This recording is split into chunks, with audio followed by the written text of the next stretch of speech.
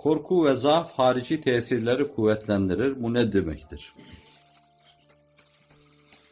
Hizmetin karşısına çıkan çok engeller vardır. Bunlardan bir tanesi de korku ve zaaftır. Korku, imana ve Kur'an'a hizmet edenlerin en çok belini büken hususlardan bir tanesidir. Çok evhamlı kimseleri, çok ehemmiyetsiz şeylerle vehimlendirirler. Hiç olmayacak şeylerden korkuturlar. Büyük bir zatın dediği gibi bir kurbağayı gösterip damdan baş aşağı düşürür, boynunun kırılmasına vesile olurlar, hafizanallah. Hatta bazen beni bir sinek ısırmasın diye yılanın ağzına girmeye zorlarlar. Sinekten kaçar, yılanın ağzına girerler korkudan. Dünyevi cüz'i bir zarar gelmesin diye endişeye, paniğe kapılır, uhrevi her şeylerini kaybederler. Böyle yapmakla, hasımları karşısında böyle bir tür göstermekle, hasımlarının kullandığı bu silahın tesirini göstermek suretiyle hem hasımlarını teşcih etmiş olurlar, hem de kendi cephelerinde bir kısım kimselere, müminlere fütur vermiş olurlar. Hem de hizmet adına başlattıkları şeyleri muvakkaten korkudan dolayı bir füturla terk ettiklerinden ötürü yeniden harekete geçirmek, yeniden eski hali kazandırmak için çok güç, çok kuvvet sarf etmeye muhtaç olurlar. Bu itibarla korkma evvela karşımızdaki hasımları bize saldırtır. Aç kurda karşı tahabbüp göstermek şefkatini değil iştahını açar, döner sonra dişinin kirasını ister diyor.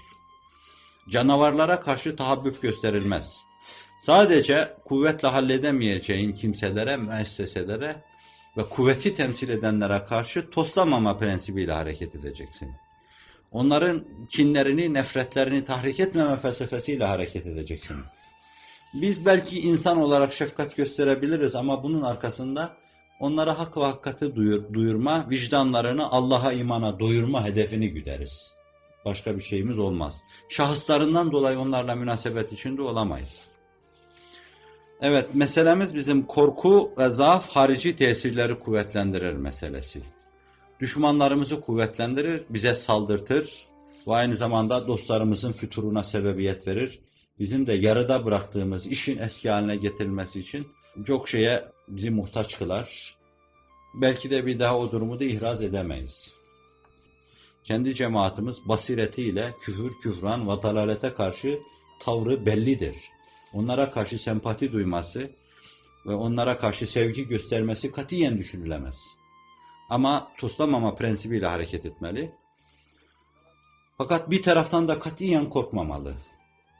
Allah'ın tevfik ve inayetiyle şu bir asra yakın bir zamandan beri ehli dalalet, ehli küfür tarafından inanan insanlara hiçbir zarar gelmemiştir. En kötü şeyleri hapislere koyma olmuştur bazı Müslümanları. Bu da hiçbir zarar getirmemiştir. Kimse zarar görmemiştir Allah'ın tevfikiyle. Şimdiye kadar bir din, bir iman namına, hatta bizim meşgul olduğumuz meselelerin 1/1000 namına yüzlerce insan feda olmuştur. Bu kadar Cenab-ı Hakk'ın hizmete muvaffak kılmasına karşılık bir insanımızın burnu kanamamıştır Allah'ın tevfik ve inayetiyle. Binaenaleyh korkmamalı, korku göstermemeli. Böyle bir korku vehimdir, hayatı azaba çevirir, hafizanallah. Biz kendimiz böyle bir korkuya kapılmamakla mükellef olduğumuz gibi, muvazzaf olduğumuz gibi kendi çevremize de bunu duyurmamız lazım. Evlatlarımızı aynı duyguyla daima canlı, daima diri tutmamız lazım. Korkmamalarını telkin etmek lazım. Ashab-ı Resulullah sallallahu aleyhi ve sellem korkmuyordu. O korkan insanların yapacağı hiçbir şey yoktur. Bugün ehemmiyetsiz meselelerden korkanlar yarın ciddi meseleler karşısında paniğe kapılırlar. Belki de kalpleri durur heyecandan. Şimdiden ailesini, evladını, çoluk çocuğunu bu işe alıştırmayan kimseler daha ciddi meseleler karşısında çok ciddi tezelzüle maruz kalırlar. Binaenaleyh korku binbaşı bir yılan gibidir.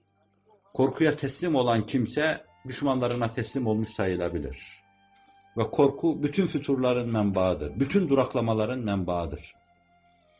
Ashab-ı Resulullah korkmadığı için korkunç mızraklara karşı, fillere karşı ellerindeki kama kadar bıçaklarla, bıçak kadar kamalarla yürüyorlardı. Daha sonraki devirde yeniçeri kılıcını elindeki mızrağına atıp korkarak kaçtığı günden itibaren de bir milletin baş aşağı yıkılmasına şahit oluyoruz. Tekrar edeyim, korku zaaf ve harici tesirleri kuvvetlendirir, bizi zaafa ve fütura uğratır. dostlarımızın ümidini kırar, düşmanlarımıza da cesaret verir.